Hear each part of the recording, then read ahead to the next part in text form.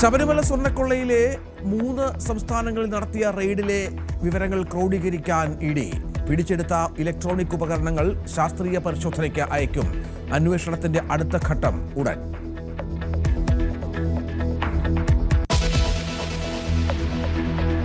ശബരിമല സ്വർണ്ണക്കൊള്ളയിലെ പ്രതികൾക്ക് ഇന്ന് നിർണായകം. പത്മകുമാർ, മുരാരി ബാബു, ഗോവർദ്ധൻ എന്നിവരുടെ ജാമ്യ ഹർജികൾ ഹൈക്കോടതി പരിഗണിക്കും.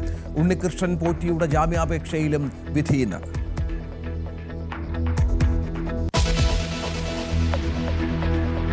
NSSുമായുള്ള ഐക്യം ചർച്ച ചെയ്യാൻ SNDPയുടെ നിർണായക യോഗം ഇന്ന് ആലപ്പുഴയിൽ. തുഷാർ വെള്ളാപ്പള്ളി ഉൾപ്പെടെയുള്ളവർ പങ്കെടുക്കും. യോഗം രാവിലെ 10 മണിക്ക്.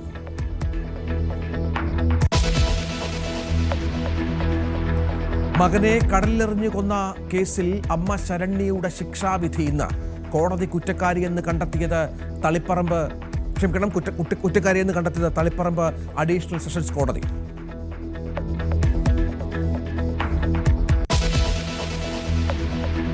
ഗോവിന്ദപുരം സ്വദേശി ദീപക് ആത്മഹത്യ ചെയ്ത സംഭവത്തിൽ ഇന്ന് ബസ് ജീവനക്കാരുടെ മൊഴി രേഖപ്പെടുത്തും. ബസ്സിലെ CCTV ദൃശ്യങ്ങൾ ശേഖരിച്ച് അന്വേഷണ സംഘം.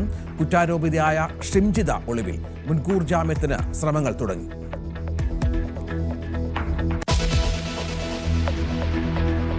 ഗ്രീൻലൻഡിനെ ഉൾപ്പെടുത്തി പുതിയ ഭൂപടം പുറത്തുവിട്ട് ഡൊണാൾഡ് ട്രംപ്. ഗ്രീൻലൻഡ് വേണമെന്ന ആവശ്യം ദാവോസിലെ സാമ്പത്തിക ഫോറത്തിൽ ആവർത്തിക്കും.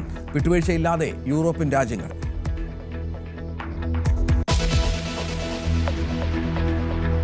ഇന്ത്യ ന്യൂസിലൻഡ് T20 പരമ്പരയ്ക്ക് ഇന്ന് തുടക്കം. സഞ്ജു ഓപ്പണറാകും. മത്സരം നാഗ്പൂരിൽ വൈകിട്ട് 7 മണിക്ക്.